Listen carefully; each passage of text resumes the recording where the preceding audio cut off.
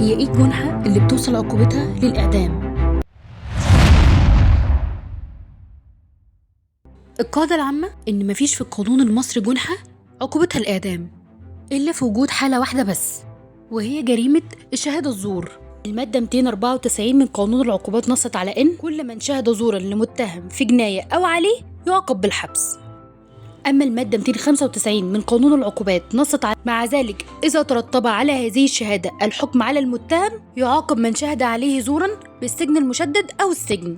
أما إذا كانت العقوبة المحكوم بها على المتهم هي الإعدام ونفذت عليه يحكم بالإعدام أيضا على من شهد زورا. معنى كده إن لو شاهد الزور اتسبب في إن المحكمة بتحكم على واحد بريء بالإعدام أو بالمؤبد أو بالمشدد أو حتى الحبس وتنفذ الحكم ده فعلا، الشاهد بياخد نفس العقوبة اللي اتنفذت على البريء.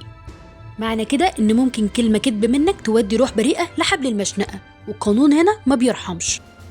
اللي بيشهد زور بيفكر إن الموضوع خلص مجرد ما بيخرج من باب القاعة، لكن لأ، القانون مش بيتساهل أبدا في الموضوع ده، بيعاقبك بنفس العقاب اللي شهدت عليه.